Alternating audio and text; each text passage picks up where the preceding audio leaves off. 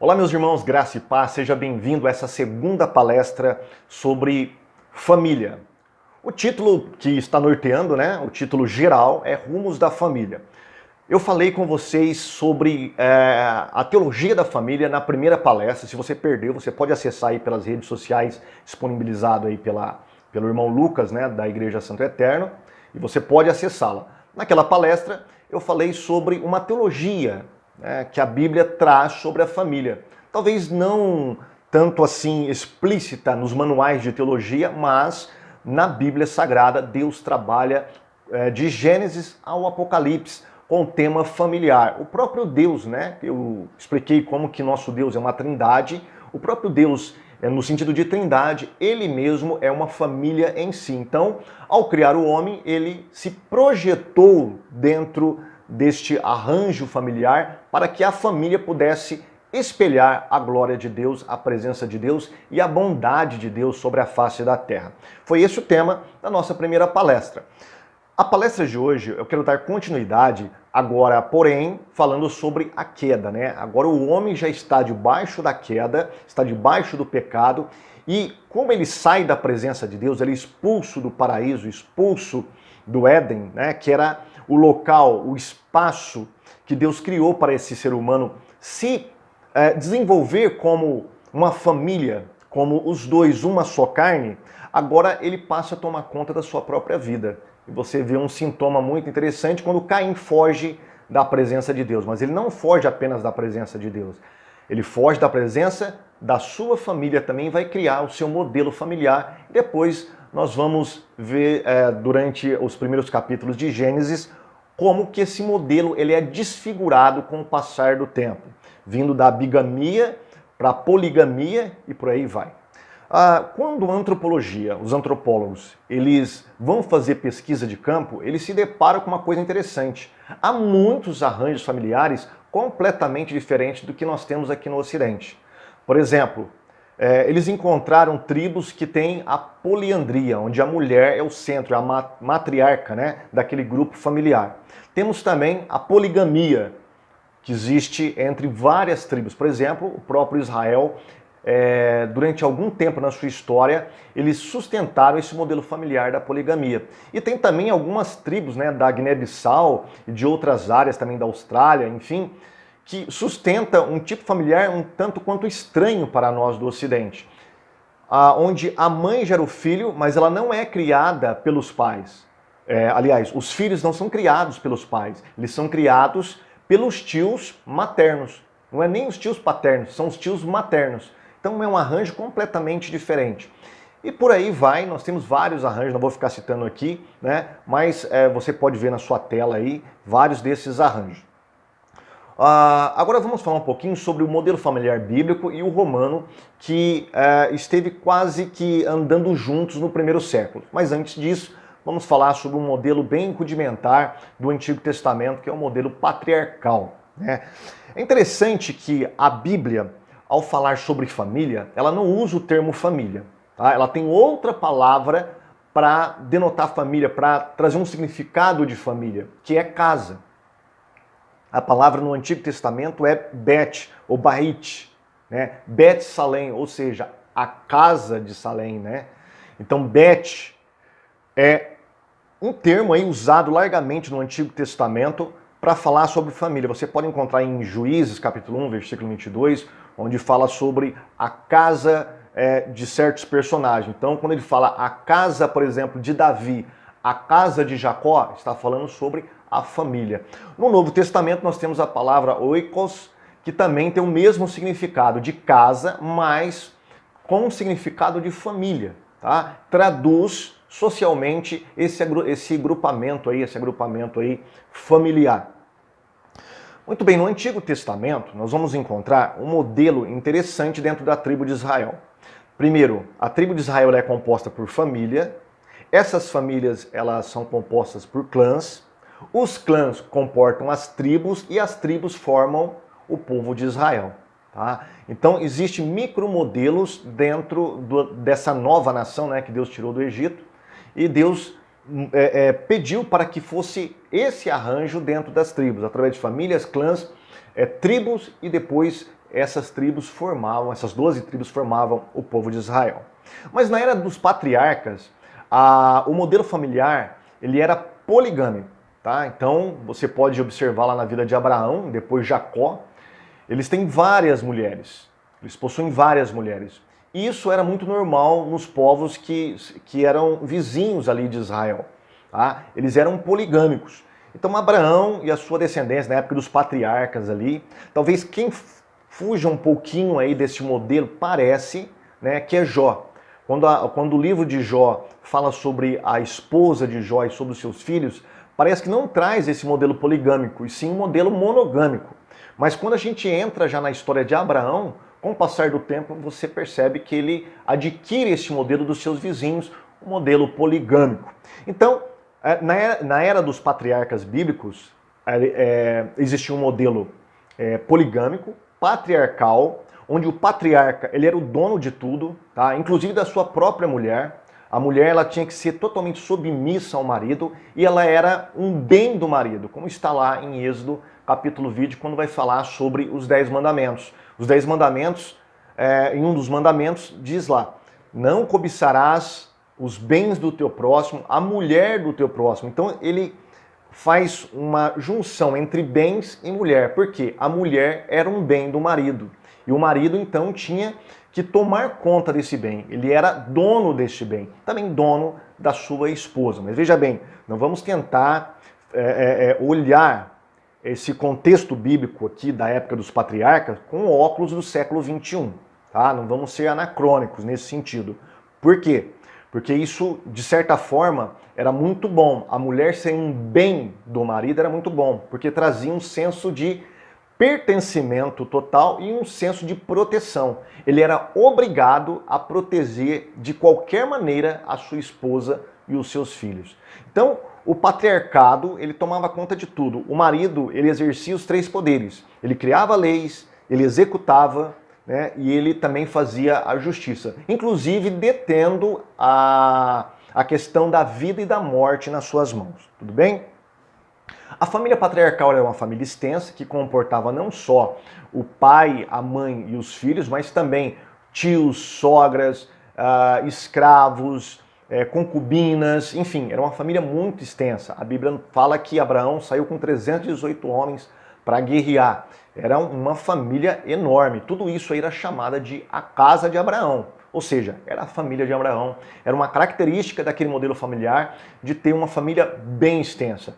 Sobretudo naquela época onde não havia uma lei geral, uma constituição, as pessoas tinham que defender com as suas armas, né? Com o seu poderio particular, a sua família. Isso era muito importante, você ter uma casa cheia de pessoas. Quanto mais pessoas, mais protegido você era e mais poder você adquiria. No caso, Abraão era um homem muito importante daquele Oriente Médio, assim como Jó. Nós vamos passar aqui. Havia um tipo de desigualdade, né, do homem para com a mulher. Claro que o homem mandava na mulher, era um sistema patriarcal. O casamento ele era mais civil do que religioso. Simplesmente havia um arranjo familiar e os noivos ali contraíam o noivado. Os noivos iam para dentro de uma tenda no dia do casamento e ali eles contraíam ali o matrimônio através da relação marital. Os arranjos dos casamentos geralmente eram feitos entre os pais, entre as famílias. Nós temos exemplo disso entre Abraão, né, e a família próxima de Abraão para tratar sobre o casamento de Isaac, né, Isaac e Rebeca. Dentro desse arranjo também existiam os dotes, que o marido pagava o dote para o pai, porque isso servia como uma garantia, uma poupança. Se daí para frente ele não quisesse mais a sua esposa, ele teria que dar esse dote para a esposa sobreviver sozinha. Sobretudo no Segundo Testamento, né, no Novo Testamento, nós vamos ver que Jesus bate muito firme nessa tecla aí. Com o surgimento das cidades, então, nós vamos observar que o homem ele se apega mais à sua esposa, se apega mais aos seus filhos, ele tem um pertencimento maior, emocionalmente falando, com a sua família. Nós vamos observar a família de Jesus, ser uma família extensa, uma família grande. Depois, José morre, tudo indica que José ele falece e Jesus tem que tomar conta dessa grande família, dessa casa de José, né? Então Maria, ela fica sendo sustentada pelo filho mais velho. Essa era a regra no primeiro século, tá? Era um modelo familiar, quando o pai vinha a faltar, o filho mais velho era o que encabeçava a chefia da família. Provavelmente Jesus ele teve que sustentar não só a sua mãe, como também os seus irmãos e quem talvez, se fosse uma família um pouco mais extensa, talvez até tios e tias. Tá? Então nós temos esse modelo ainda no Primeiro Testamento, no Segundo Testamento. Jesus vai dar destaque às mulheres, isso é importante a gente dizer aqui. Ele vai dar destaque às crianças, que as crianças não tinham prioridade para as pessoas, né, daquela época. Até no final da Idade Média, aí, no começo da Idade Moderna, as crianças continuam não tendo prioridade para as famílias. Tá? Quando nós observamos o modelo familiar de Roma, da Roma antiga, nós vamos perceber que o pai ele detinha o poder de deixar o filho nascer ou não, de deixar o filho com ele ou não. Se ele não quisesse o filho, simplesmente mandava matar o filho ou soltava o filho na rua. Então esse é um modelo que prevaleceu. É interessante que Jesus ele vai resgatar o valor das crianças, né? O valor dos mais vulneráveis, das mulheres, das crianças, dos mais idosos.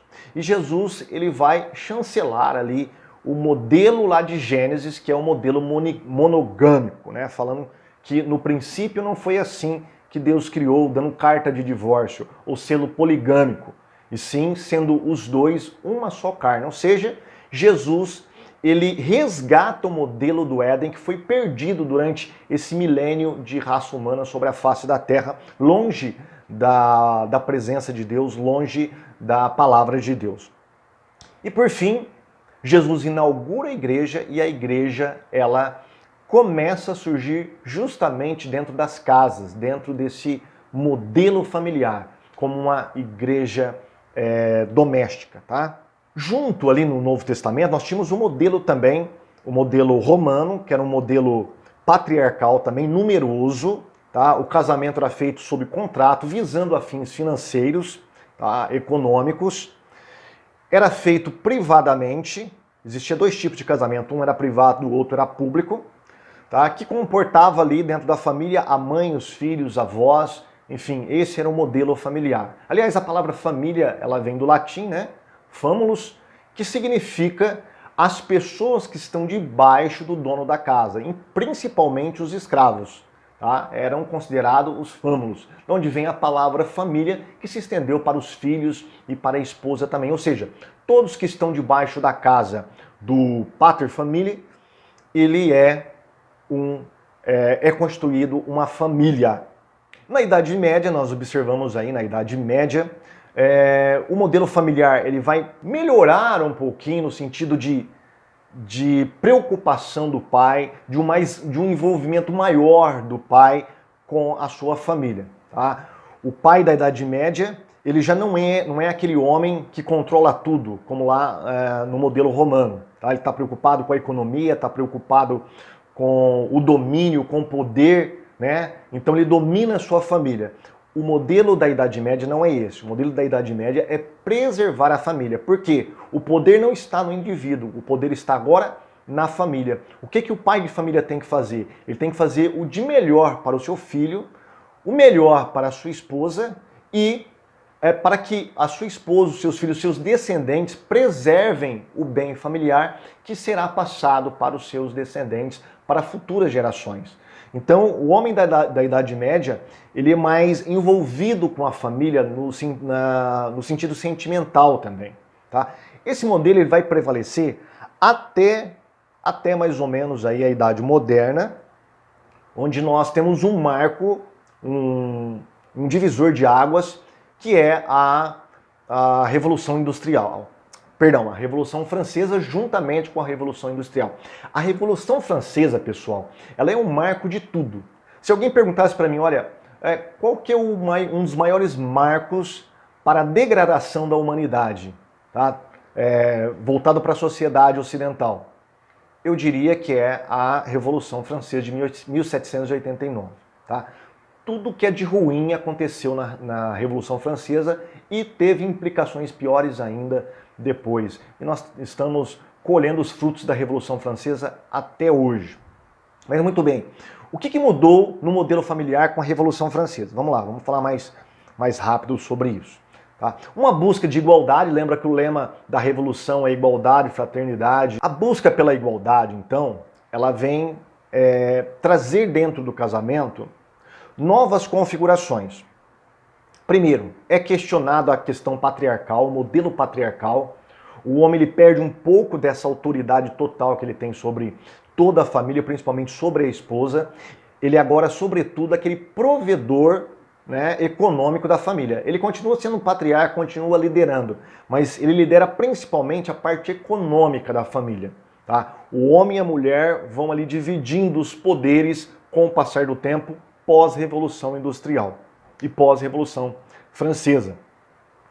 Junto com isso, com esse questionamento do patriarcado, vem também um questionamento sexual. Tá? A mulher não é mais aquela que serve apenas para gerar filhos. Agora entra o amor romântico e ao invés do casamento ser feito mediante contratos, ele é feito agora mediante o amor. Então se você tem um sentimento de afeição, de amor por uma pessoa, você então está justificado, tá, para contrair o matrimônio. Então há um conceito também de maternidade por escolha. A mulher agora ela escolhe ser mãe, ela escolhe ter filhos, não é mais simplesmente porque o pai quer para gerar uma família extensa, para adquirir status, poder, posses e economia. Tá? Agora ela que vai decidir se ela quer ter filho ou não. E sobretudo depois da invenção da pílula, né, anticoncepcional. Isso fica bem mais acentuado. O novo conceito de casamento por amor e não mais por contrato, e o modelo familiar nuclear, aquela família extensa, ela é enxugada, tá? E é agora colocado sobre um modelo nuclear, ou seja, o pai, a mãe e os seus filhos. Tá? Lembra que nós estamos na Revolução Industrial, as pessoas não têm dinheiro, as pessoas se submetem a todo tipo de serviço nas fábricas, elas precisam agora então sobreviver. Não pode mais sobreviver como aquela família extensa.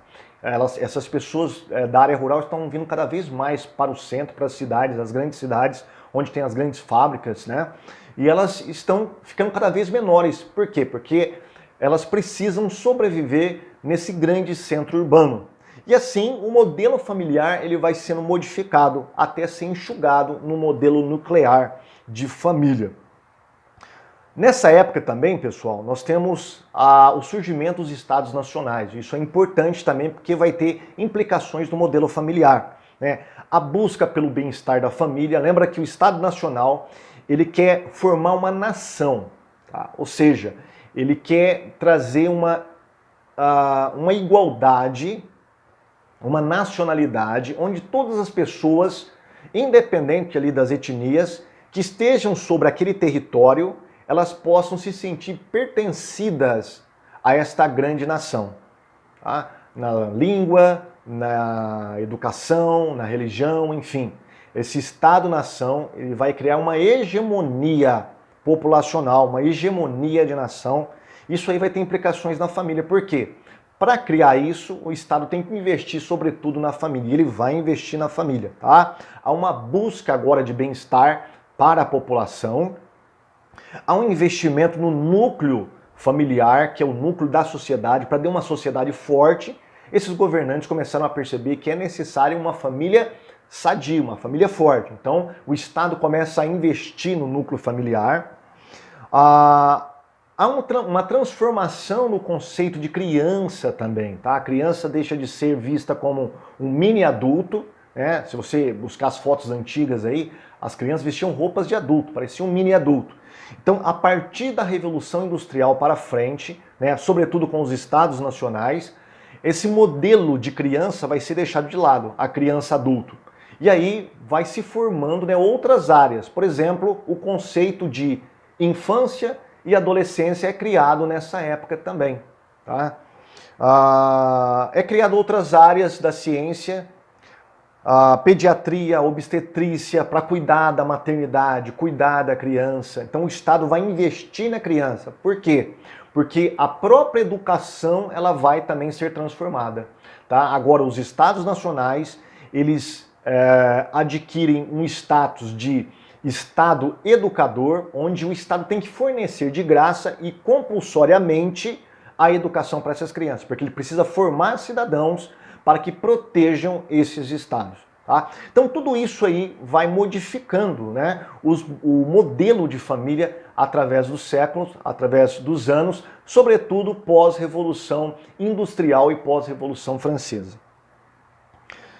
Bom, esse modelo tradicional, o modelo nuclear, ele vai atravessar o século XIX, vai avançar o século XX. Então, eu não sei se você lembra, você que tem mais idade aí, né, que não é o meu caso, mas talvez o caso do tiozinho aí que tem pouco mais de idade, vocês podem perceber que as propagandas antigamente, como essa que você está vendo aí na sua tela da Coca-Cola, ela trazia esse modelo nuclear, esse modelo familiar, né, onde tinha a figura do pai, da mãe e dos filhos, ou do filho ou da filha, né, mas era um modelo nuclear, um modelo tradicional.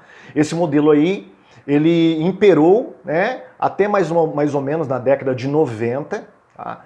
Onde nós observamos que 58% das famílias brasileiras eram compostas com esse modelo familiar nuclear, né, tradicional. A partir de 2015 foi feito um outro censo, foi feita uma outra pesquisa, onde esse modelo praticamente começou a desaparecer ou diminuir bastante. Ele passou de 42% na pesquisa nacional por amostra de domicílios. Então, de 1995 a 2015, as coisas começaram a mudar. Esse modelo tradicional, que era majoritário até 1995, quando chega em 2015, ele perde essa proeminência, né, dentro da sociedade brasileira. Aí um censo de 2010 mostra que houve algumas modificações dentro da estrutura familiar brasileira. Por exemplo, 16% das famílias são resultados de recasamentos. 2,5 milhões de enteados moram com padrastos e madrastas. Você pode estar observando aí, ó, nesse gráfico. 36% dos casais não oficializaram a união nem no civil e nem no religioso. 3,1%, né? 3,1% da população brasileira é divorciada, daí os 36% na tabela anterior. E 281 mil lares têm homens vivendo com filhos sem o cônjuge. A configuração da família brasileira, ela mudou. E ela está mudando constantemente através dos anos. Tá? Sobretudo a partir da nossa Constituição de 1988. A Constituição de 1988, ela vai modificar muitas coisas que estavam vigentes nas outras constituições, que preservavam um modelo tradicional de família. Com a Constituição de 88, ela vai dar uma abertura maior para que futuramente houvesse várias configurações familiares. Por exemplo, vamos dar uma olhadinha aí no artigo 226, você tem aí na tela, sobre a família. Como que a Constituição trata a família? A família base da sociedade tem especial proteção do Estado. Então, pelo menos isso, né? Eles consideram que a família é a base da sociedade e tem a proteção do Estado. Voltando lá no que eu falei sobre os Estados nacionais, ainda está em vigência em todos os estados modernos de hoje. No parágrafo 3º diz assim: para efeito da proteção do Estado é reconhecida a união estável. Olha aí, até então não era reconhecida, né? O famoso amaziado. Não era reconhecido essa união estável. Agora é reconhecida essa união estável, né? E o Estado tem que converter isso em casamento. Tá? Essa é a norma vinda aí da Constituição. Parágrafo 4º. Entende-se também como entidade familiar a comunidade formada por qualquer dos pais. Outra mudança, né? Família agora não é mais a junção entre pai e mãe dentro de um arranjo familiar através do casamento. Pode ser também, por exemplo, um pai com seus filhos, uma mãe com seus filhos. Isso pode ser considerado família também e é considerado aqui na Constituição. Parágrafo 5º, os direitos e deveres referentes à sociedade conjugal são exercidos igualmente pelo homem e pela mulher. Então, homem e mulher é colocado debaixo de uma igualdade agora, né? E sexto, aí ele vai chancelar a questão do divórcio, né? O que em outras constituições anteriores era dificultado o divórcio, agora o divórcio é facilitado para quem não quiser continuar naquele modelo tradicional de família. Então a pessoa pode se divorciar à vontade. A norma que a Constituição está colocando sobre as famílias está fazendo com que futuramente qualquer tipo de modelo familiar ganhe proeminência e ganhe legitimidade na nossa sociedade. E isso já está acontecendo, né? Por exemplo, nós temos vários modelos de famílias contemporâneas. E esses modelos de família contemporânea, eles obedecem a alguns princípios normativos, tá? Que vão conceituar a nova família. A nova concepção de família perde então o caráter econômico, social e religioso e ganha outros fundamentos, afetividade, que é a afetividade, o companheirismo, a solidariedade, né? Esse é o novo fundamento para o novo tipo de modelo de família moderno que a nossa Constituição de 88 colocou sobre nós brasileiros. Tem uma jurista aí que é muito citada, eu trouxe um fragmento de um livro dela, que é a Aline Moreira Brasileiro, tá? Olha o que ela vai falar aí sobre esses novos modelos. Com as inovações trazidas pela Constituição Federal de 88, bem como com o distanciamento do modelo patriarcal, novos valores foram sedimentados, permitindo-se assim a valorização das relações humanas, permeadas pelo valor do afeto, o que desencadeou na transição da estrutura nuclear de família para o pluralista, ou seja, sem que houvesse um único modelo taxativo a ser seguido. Então veja aí, destaque algumas palavras aí. Patriarcal. Essa palavra, ela não é politicamente correta hoje, né? O homem ser o cabeça da família, tá? Então você tem uma igualdade, fugindo do modelo bíblico, né? O fundamento agora não é mais o que a Bíblia coloca como uma associação, mais do que isso, uma aliança entre as pessoas, né? De sexos diferentes, né? Não é mais um modelo único, e sim plural, ou seja, qualquer tipo de modelo que vier ao gosto da população pode ser considerado família. E ela fala aqui sobre um modelo, não existe mais um único modelo taxativo, ou seja, aquele modelo tradicional de uma família nuclear, onde o pai está na liderança, ele lidera essa família, ele é o provedor da família, isso aí tem que acabar, tá? Como de fato nas normas jurídicas já estão acabando. Essa mulher aí que você está vendo, a Berenice, Maria Berenice Dias, ela é uma jurista, tá? É uma ex-desembargadora, e ela é a maior autoridade no Brasil quando se fala, ou uma das maiores autoridades no Brasil quando se fala sobre direitos da família, tá? Essa mulher, ela luta constantemente, escreve constantemente, coloca toda a sua capacidade e energia para destruir o que a gente chama de família tradicional, tá? Foi ela que inventou o termo dentro das normas jurídicas de homoafetividade, ao invés do homossexualismo. Vamos ver o que ela diz aí neste artigo, a estatização das relações afetivas. Ela trabalha muito com essa questão afetiva, tá? Ela espalhou esse conceito de afetividade para o casamento na área jurídica e todas as pessoas que escrevem sobre isso, ela quase que é uma obrigação de citar a Berenice Dias. Observe o que ela diz aí sobre isso. A secularização, ou a laicização da sociedade, assim entendido, o afastamento do Estado em relação à Igreja revolucionou os costumes, e especialmente os que regiam a família. A dessacralização do casamento provocou profundas mudanças no conceito de família. Sobreveio pluralismo de entidades familiares, as quais se desajustaram do ordenamento vigente, escapando às normações existentes. Então, perceba, eu separei aí algumas palavras-chave: secularização, laicização, tá? Depois da nossa república, né, o Estado se tornou laico, se tornou secular, ou seja, ele sacudiu as amarras das normas religiosas, sobretudo da Igreja Católica, e agora ele está ditando as regras para a sociedade, inclusive para aquelas áreas que são bem privadas, que é a própria família.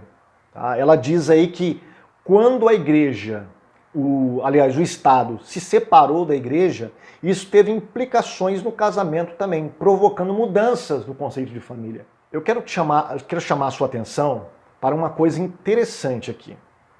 Tá? Todas as vezes em que o ser humano se afasta da palavra de Deus, ou pelo menos dos valores cristãos, né? Estamos falando aqui sobre a Igreja Católica, ela que detinha toda o status e o poder de normatização da sociedade. Ela que ditava as regras e as normas para a sociedade em todas as áreas, nas áreas políticas, na área econômica, sobretudo na área familiar. Mas a Igreja Católica, apesar de todas as suas heresias, ainda detinha, né, esses valores cristãos do casamento.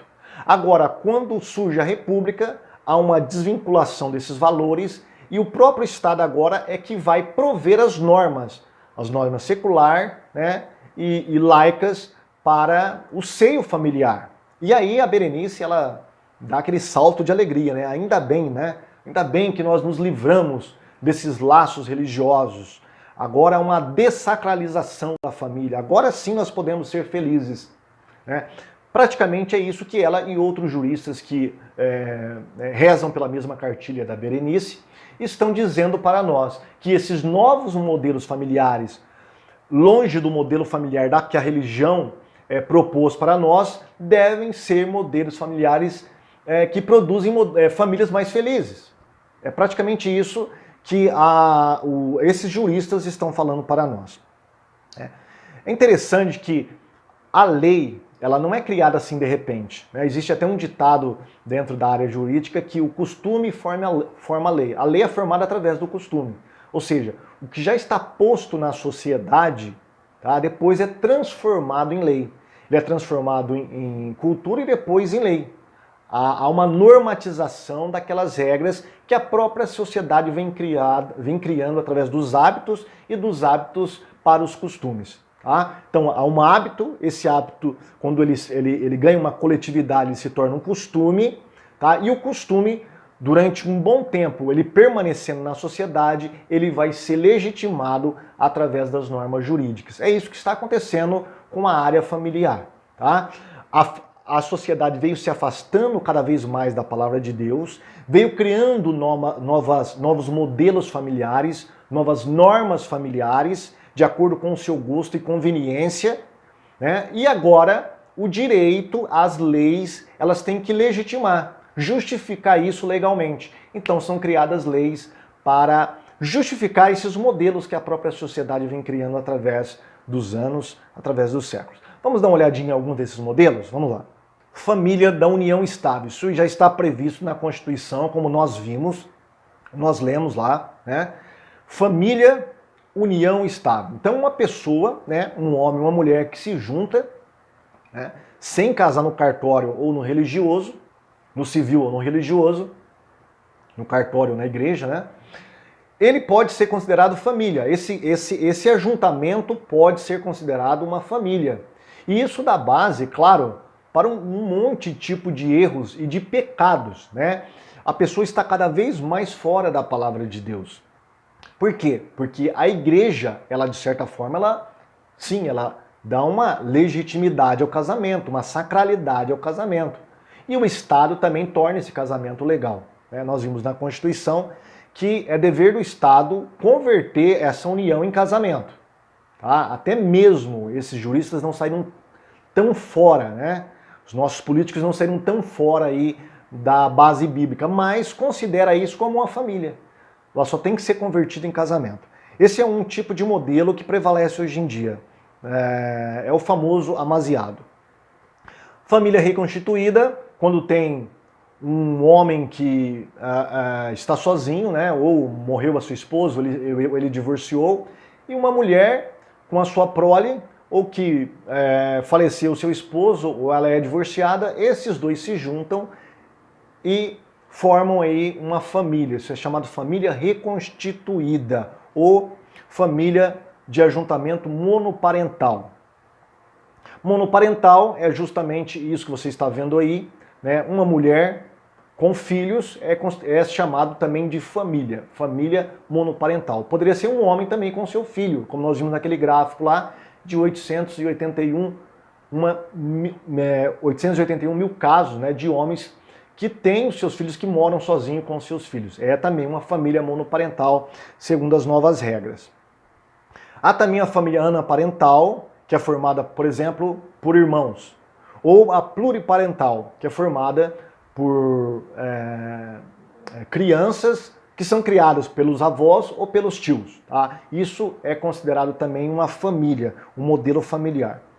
Agora, esses outros modelos, tá, não são tão assim polêmicos, mas esse modelo aqui, o poliamor, é muito polêmico. Por quê? Porque ele está indo totalmente contra a palavra de Deus. É, na verdade, uma poligamia disfarçada de um conceito inventado pela nossa sociedade. Poliamor admite a possibilidade de coexistirem duas ou mais relações afetivas paralelas, em que os seus partícipes conhecem e aceitam uns aos outros em uma relação múltipla e aberta. Ou seja, pode ser um homem com duas mulheres, uma mulher com dois homens, ou pode ser dois homens com duas mulheres morando dentro da mesma casa e se relacionando mutuamente como se fosse marido e mulher. Há uma troca, né, de casais ali dentro daquele arranjo familiar. Isso é chamado de família, é considerado família. Isso aí está posto na sociedade, viu? Dá uma olhadinha aí, por exemplo, esse cantor famoso aí, o Zezé de Camargo e a sua esposa, eles deram uma declaração que eles vivem um casamento aberto. O que é um casamento aberto? Casamento aberto nada mais é do que uma variante desse poliamor. Tá? Você tem o seu esposo legalmente, mas você pode ter um amante, e ele consentir ou ela consentir com isso. Tá tudo legalizado, tá tudo normatizado. Isso aí pode acontecer normalmente porque a sociedade está aceitando isso. Na novela Avenida Brasil, né, nós temos um exemplo clássico disso aí, o tal do Cadinho, né? Ele demonstra um poliamor explícito, ele e mais 3 mulheres. Tá? Então o que está acontecendo? As novelas, sobretudo da Rede Globo, né, está incutindo, né, na cabeça das pessoas que isso é normal. Isso aí é muito normal. É claro que os diretores de novela, tal, aquele pessoal que fazem as novelas aí, que faz as novelas, eles vão negar, eles vão dizer que as novelas só refletem o que já está posto na sociedade, mas isso não é uma via de mão única, tá? É uma via de duas mãos. A novela não só reflete o que está posto na sociedade, mas também ela influencia para que essas normas sejam cada vez mais legitimadas pela sociedade. Então está aí, né, um exemplo de poliamor sendo colocado como uma obra de arte através das novelas.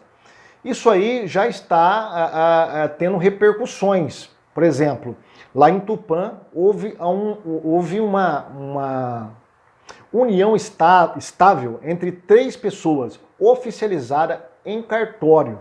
Tá, você está observando aí, né, do site do G1, onde lá em Tupã, 3 pessoas que já moravam juntas foram e oficializaram essa união estável. Né? Nada mais é do que o poliamor.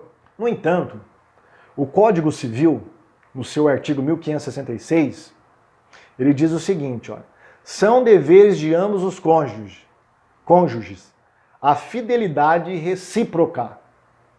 Como que uma família poliamor vai obedecer o que está nessa norma jurídica aqui. Não tem como. Como vai ter fidelidade? Não tem como você ter fidelidade dentro do poliamor.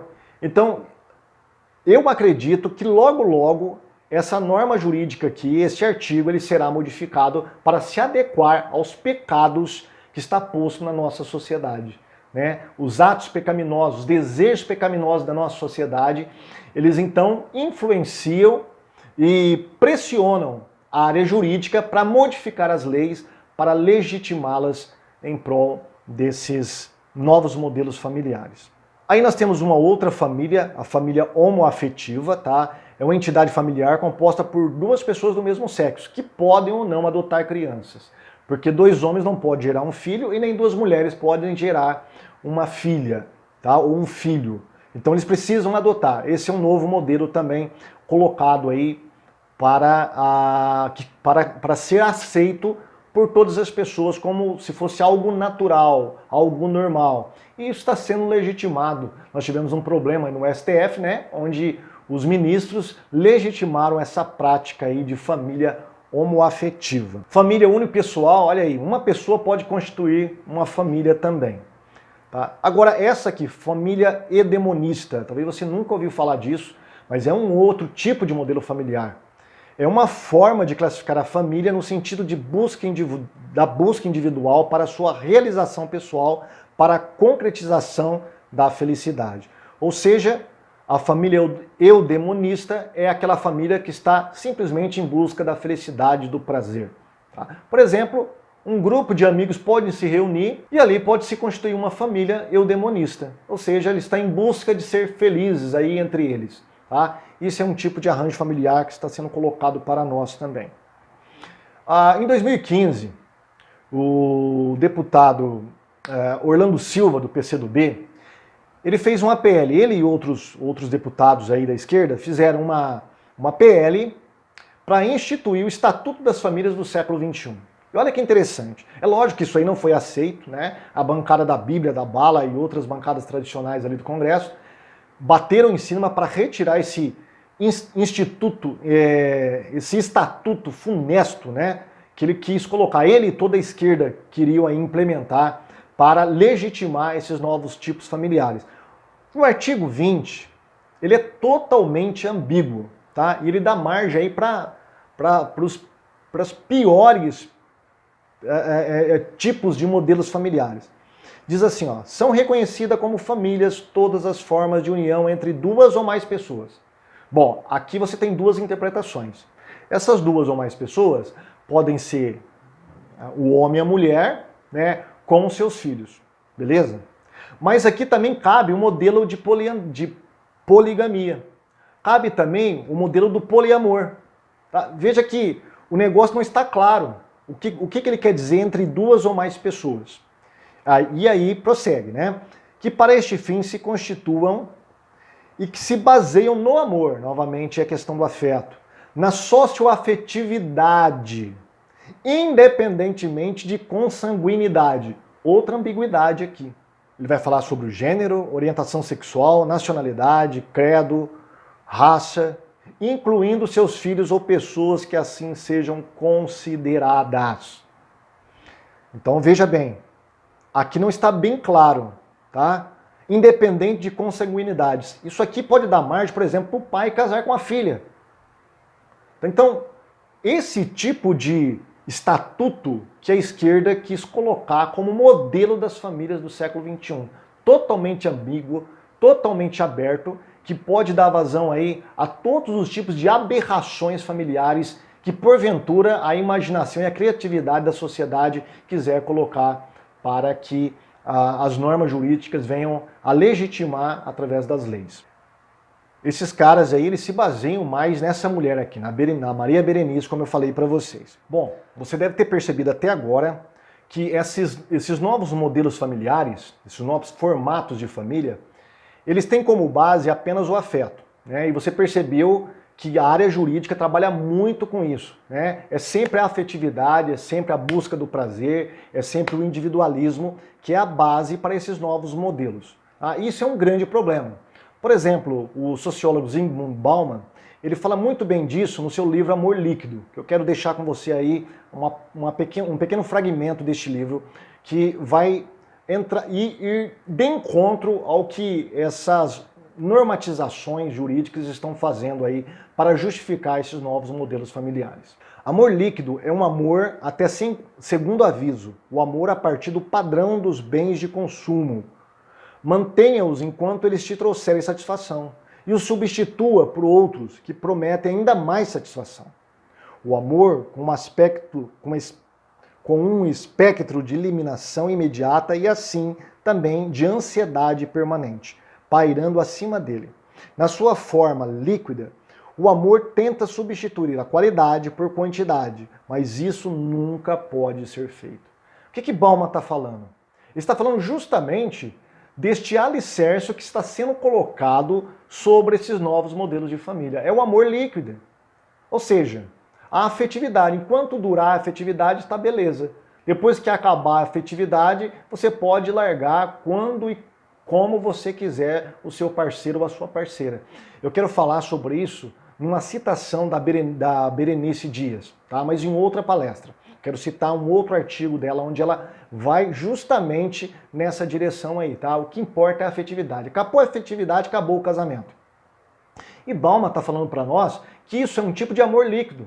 Ou seja, o líquido é algo que não é sólido, é claro, né? Óbvio, né? Não é sólido. Portanto, ele se desfaz, ou ele ganha novas formas, novos formatos. Você não consegue segurar por muito tempo o líquido. Então, ele diz aqui que esse é um tipo de amor líquido dentro de uma lógica de mercado. Então, se aquilo aquela mercadoria não está te satisfazendo, troca por outra, né? Vai lá e compra outra. É esse tipo de transação emocional, né? Esse tipo de transação sentimental que está posta aí na nossa sociedade, que é um dos pilares deste novo formato, desses novos modelos de família que nós estamos tendo hoje. Esses novos modelos familiares também estão obedecendo a uma lógica que a gente conhece como teoria da troca social. O que é a teoria da troca social? Ela foi inventada por um sociólogo. Ele diz o seguinte: a teoria propõe que todas as relações se formam, se mantêm ou se rompem devido a uma análise de custo-benefício. Por exemplo, se o casamento der muito trabalho e pouca satisfação, deixa-o. Se der muita satisfação que trabalho, mantenha-o. Tá? É o que o Bauman acabou de falar para nós, né, sobre o amor líquido.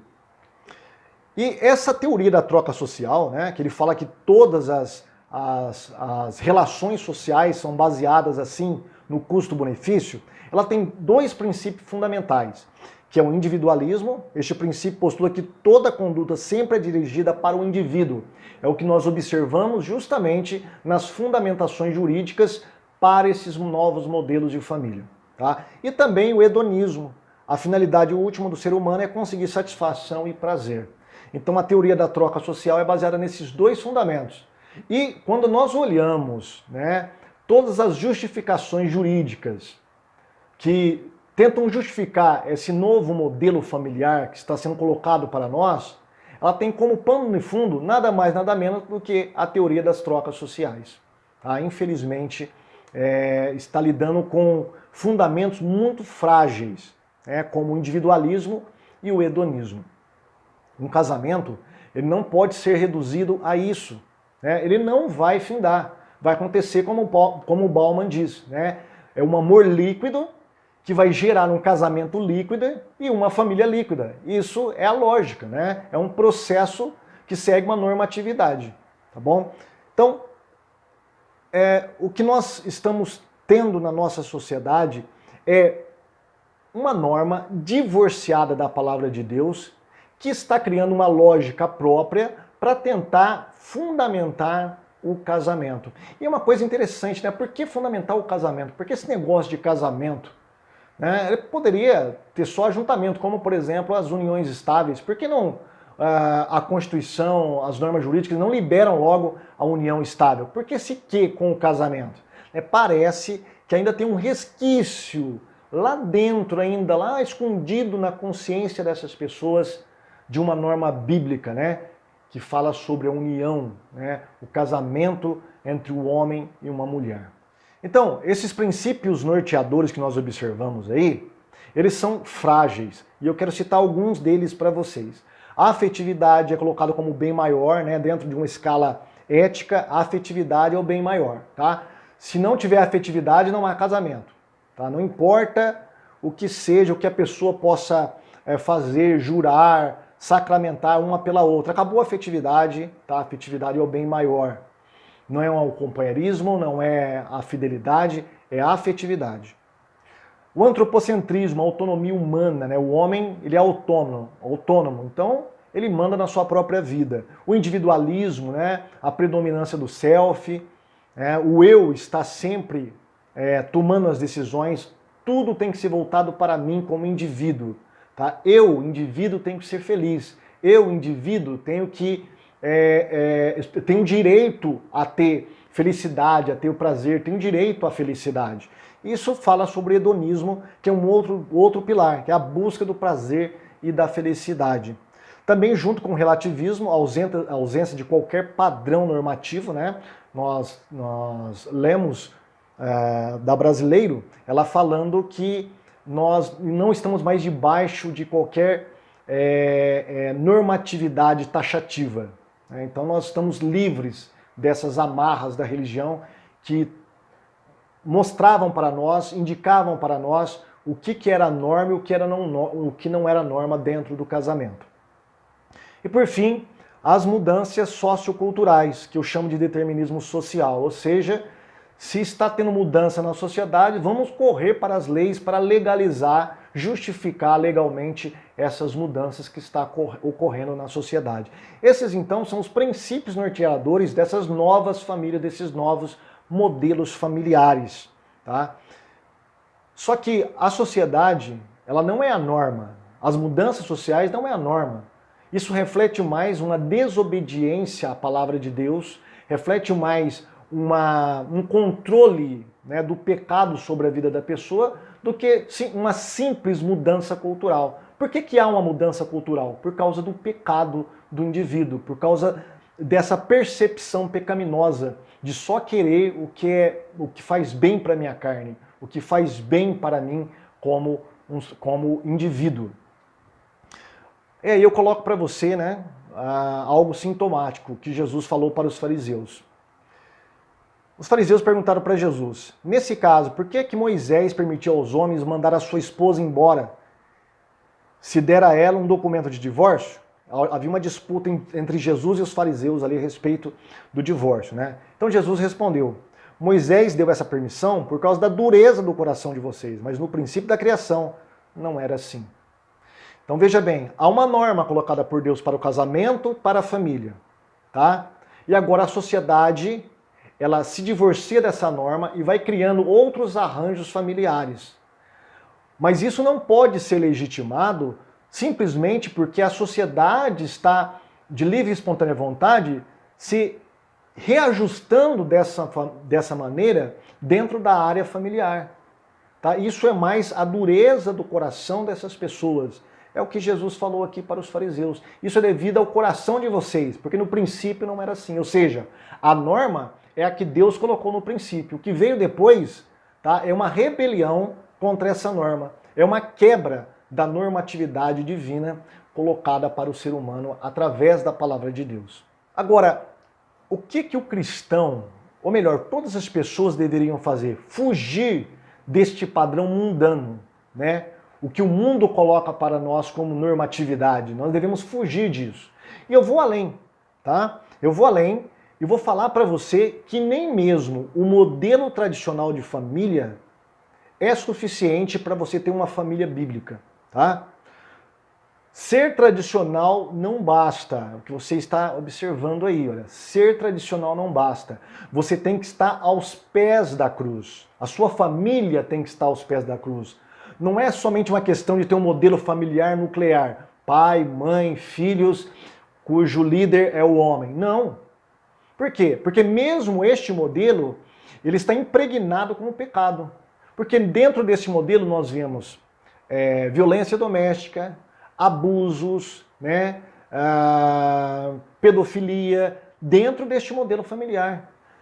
Grandes crimes de violência familiar são feitos dentro deste modelo. Então, o modelo tradicional apenas não basta. Nós não estamos aqui tentando justificar o modelo tradicional de família ou o modelo nuclear. O modelo tradicional de família e o modelo nuclear é apenas uma consequência do que é mais importante. E o que é mais importante? Você levar a sua família aos pés da cruz. Você tem que levar a sua família aos pés da cruz.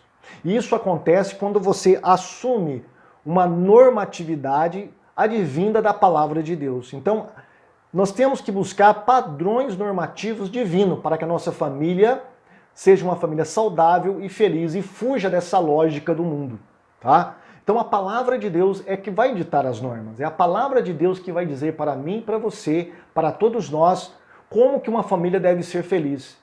A família não vai ser feliz simplesmente porque é uma família tradicional. Porque é uma família composta por pai, mães e filhos, né, bonitinho ali, legalizado pelo Estado, pela religião. A família nuclear, ela é apenas uma consequência, como eu falei. Nós temos que buscar dentro da palavra de Deus o que Deus tem a dizer para nós. A Bíblia Sagrada é o manual do cristão para todas as coisas, inclusive para a família, principalmente para a família. Como nós vimos na palestra anterior, né, há um projeto de Deus, né? A família é um projeto de Deus. E se há um projeto de Deus, há um manual deste projeto. Quando você compra um celular, geralmente todos os celulares vêm aí com mini manuais para você saber o que é certo, o que é errado dentro desse celular, para você consertar erros, para você baixar aplicativos, enfim, para você fazer um monte de coisas para melhorar o seu celular e para você entender melhor o seu celular. Para nós entendermos melhor também a família, né, este modelo familiar vindo da palavra de Deus, nós temos que consultar o manual. E que manual é esse? A palavra de Deus. A palavra de Deus é o manual que Deus deixou para nós, para termos uma família saudável. E vamos começar aqui com algo interessante que a palavra de Deus nos diz. Ó. Lá em 1 Coríntios capítulo 11, versículo 3 diz: "Mas quero que vocês saibam que Cristo é a cabeça de todo homem, e o homem é a cabeça da mulher, e Deus a cabeça de Cristo." Como eu disse na palestra anterior, há um princípio de hierarquia, há um princípio de liderança aqui, tá? Deus é a cabeça de Cristo, Cristo é a cabeça do homem e o homem é a cabeça da mulher. Então, o eu tem que estar fora do trono do seu casamento. O eu tem que estar fora do trono da sua família, tá? Deus colocou uma hierarquia dentro da família, como eu falei na palestra passada, tá? O homem, ele está como cabeça, a liderança. No entanto, veja bem, o trono não é do homem, o trono é de Cristo. Quando a mulher está no trono, está errado. É o homem quem tem que estar por cabeça. Quando o homem está no trono, está errado, porque é Cristo que tem que estar por cabeça do homem. É Cristo que tem que estar no trono. Quando o homem ou a mulher está no trono, o eu está no trono. E aí, meu amigo, a sua família vai desabar. É por isso que nós vemos até mesmo entre evangélicos a dissolução aí, né, a dissolução, né, no seio familiar. Nós estamos observando muitas famílias dentro da igreja sendo desfeitas. E a gente pergunta, mas a pessoa está dentro da igreja, a pessoa está adorando a Deus com o seu pai, com a sua mãe, com o seu cônjuge, e agora, de repente, daqui 1, 2 anos, puxa, acabou, divórcio. Cada um vai para o seu lado, e muitas vezes cada um deles contrai novos matrimônios, e aí você para e pergunta, o que deu errado? Essa pessoa estava dentro da igreja, né? Mas essa não é a pergunta certa. A pergunta é, quem estava no trono? Era Cristo que estava no trono dessa família? Era Cristo que estava no trono deste casamento? Era Cristo que estava no trono do coração desses cônjuges? Se Cristo não estiver no trono controlando o coração dos cônjuges, se não estiver no casamento controlando o casamento e a relação entre marido e mulher, se não estiver no trono da família controlando a relação inteira da família, nós só podemos esperar o óbvio, que é a destruição do casamento, né? E é isso que o diabo quer. Então, a norma da palavra de Deus, né? O nosso manual, ele diz que, primeira coisa, para um casamento ser saudável, para um casamento ser feliz, para um casamento ser duradouro, Cristo tem que estar no trono. É Cristo que tem que estar tem que estar no trono, e não o homem, e não a mulher, não o ser humano. Quando o homem está no trono, tudo vai desabar. Mas coloque Cristo para você ver, todas as coisas começam a se encaixar no seu casamento. Outra área também é o teocentrismo dentro da família, né? Você pode observar aí que nos quadrantes tem família, igreja, ministério, finanças, trabalho, tudo isso tem que gerar em torno de um eixo comum que é Deus, a leitura da palavra, a oração. Então, a oração, a leitura da palavra, tem que estar no centro da sua família, tem que estar no centro do seu emprego, tem que estar no centro da sua profissão, no centro do seu ministério, no centro da igreja. Por quê? Porque é em volta dela que vai girar todas as coisas de modo perfeito. Se ela não estiver no trono, se Deus não estiver no trono, a oração, a busca pelo reino de Deus, todas as demais áreas da nossa vida vão ter prejuízo, vão ser prejudiciais, vão ter fracassos, tá? Então nós temos que buscar um teocentrismo na nossa família. Deus tem que ser o fundamento de todas as coisas da nossa família, em todas as áreas que nós possamos vivenciar como família. A questão da efetividade, né? A afetividade, o prazer, a felicidade, ela faz parte do casamento cristão? Faz. Só que ela tem que estar no seu devido lugar. Nós temos 5 tipos de amor. A Bíblia, né, sobretudo no Novo Testamento, ela vai dar nome para esses 5 tipos de amores aí. O storge, que é o amor de afeição, o filéu, que é o amor de amizade, eros, que é o amor conjugal, e o Vênus, que é o amor sexual. E por último, o ágape, que é o amor altruísta, que é o amor de Deus. Tá? Para que o casamento dê certo, é necessário que o ágape esteja no centro desses demais amores, tá? E esteja regulando todos eles. Por exemplo, se você tem o eros no centro, você vai ter um amor idolátrico, um amor de idolatria. Você vai idolatrar o seu cônjuge, você vai idolatrar o seu filho. Então o ágape tem que estar no centro, porque o amor de Deus tem que controlar todas as coisas. O amor de Deus é o amor sacrificial, aquele amor que se sacrifica, né, pelo ser humano. A mesma coisa o Vênus, né, o amor sexual. Tem pessoas que casam apenas por causa de uma afeição material, né, de corpo. Né? Ele acha ou ela acha aquela pessoa mais bonita da igreja ou do seu bairro, ele vai e casa com ela.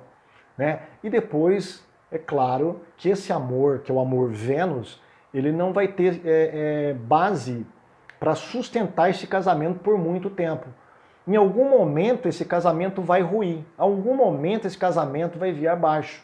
Tá? Por quê? Porque o amor Vênus, ele está no trono. Nós devemos então colocar o verdadeiro amor, o amor de Deus, o amor altruísta, que é o amor ágape no trono. E ele tem que controlar os demais amores da nossa vida. O amor pelos nossos filhos, pelos nossos amigos, pelas coisas.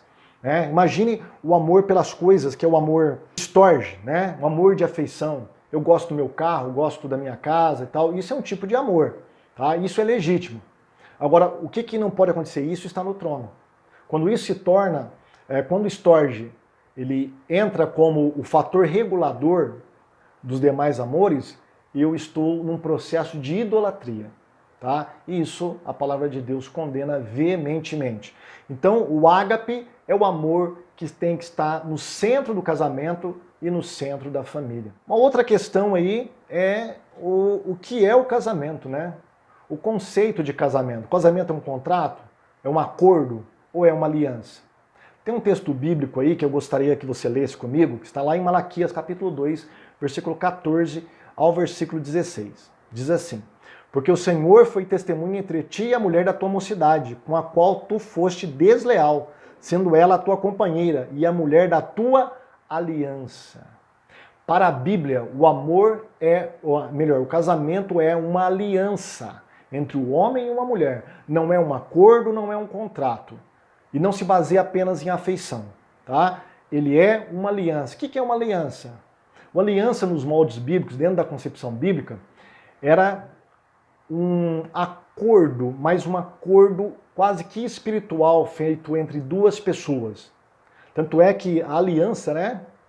A aliança que nós carregamos, ela não tem emendas.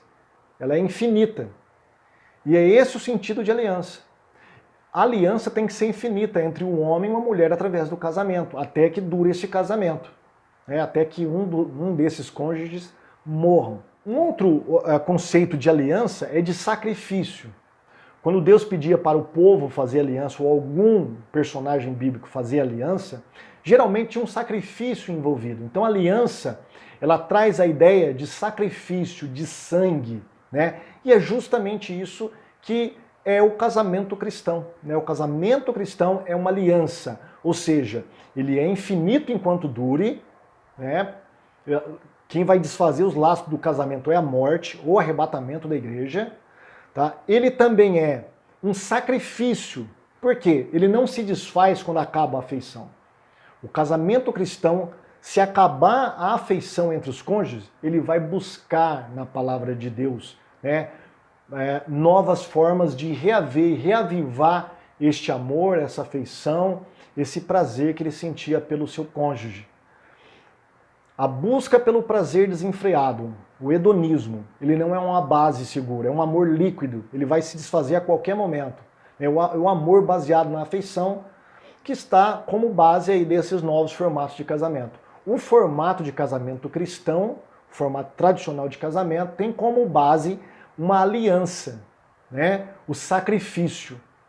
Muitas pessoas elas casam buscando o quê? A felicidade própria. A mulher vem para o casamento com uma bagagem, né, querendo jogar sobre o marido. E o marido vem com uma bagagem cultural, de decepções, querendo jogar sobre a esposa. Buscando satisfação um no outro. Quando o inverso seria o ideal, né? Eu dar prazer para minha esposa, eu dar a felicidade para minha esposa, eu fazer a minha esposa feliz. Então eu tenho que procurar, a partir de mim mesmo, fazer o meu próximo feliz, fazer o meu cônjuge feliz, e não esperar que ele me faça feliz. Porque quando cada um espera que o seu cônjuge faça um ou outro feliz, né, ele está caminhando, esse casamento está caminhando para a ruína. Por quê? Porque isso não vai acontecer.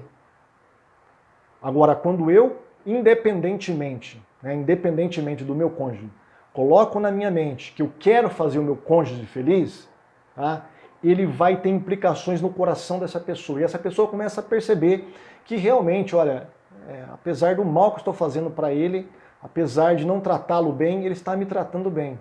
Então, a pessoa ela vai se ligar, ela vai cair em si, ela vai acionar a sua consciência. E aí o Espírito Santo vai trabalhar na vida dela. Né? E o Espírito Santo trabalhando, haverá harmonia, paz, alegria, felicidade, prazer no convívio familiar, no convívio entre os cônjuges. Bom, é isso aí, pessoal, tá? Eu trouxe para vocês essa segunda palestra baseada numa historicidade. Falei sobre a história da família, né, os vários modelos familiares desde a época bíblica até a nossa época moderna, a nossa época atual. Né? Falei sobre os vários modelos que a Constituição abriu aí para que pudesse ser legitimado através das leis. Falei para vocês quais são os fundamentos deste modelo, né, os pilares deste modelo, que são frágeis, eles não se sustentam, por isso aí a grande quantidade de divórcio que está tendo a sociedade brasileira.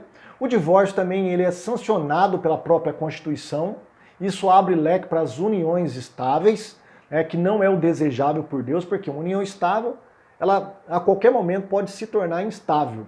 Né? A pessoa pode separar para cada um vai para o seu lado. Isso não é o que Deus deseja. E por último, nós vimos que o manual, né, para o casamento é a palavra de Deus. E a palavra de Deus traz alguns princípios para nós. Por exemplo, a questão do eu, quem está no trono, né, o que é um casamento, né, o tipo de amor que deve reger a família, o casamento, que é o amor ágape. Enfim, a obediência a essas normas da palavra de Deus vai trazer para nós, irá trazer para nós, tá, um casamento saudável, tá, uma união saudável entre marido e mulher e entre toda a família. Tá bom? Espero que você tenha gostado dessa palestra. Não é o formato que eu gosto de dar palestra, eu nunca dei palestra assim, né, online dessa maneira, gravando, é um pouco estranho, esquisito, você percebeu que eu estou um pouco travado aqui. Seria melhor se nós estivéssemos face a face, conversando, sentindo as expressões no rosto dos irmãos, os rostos dos irmãos aí. Mas, enfim, devido a essa crise do coronavírus, esse é um meio aí que nós achamos para darmos continuidade a este seminário aí sobre os rumos da família. Tá bom, irmãos? Na próxima palestra aí nós teremos, acho que sexta-feira, né? Nós vamos falar sobre um outro tema da família e no domingo nós iremos discutir isso em videoconferência. Deus te abençoe mais uma vez, que Deus possa abençoar ricamente a sua vida através do que foi dito aqui para o seu elevo espiritual. Até o próximo.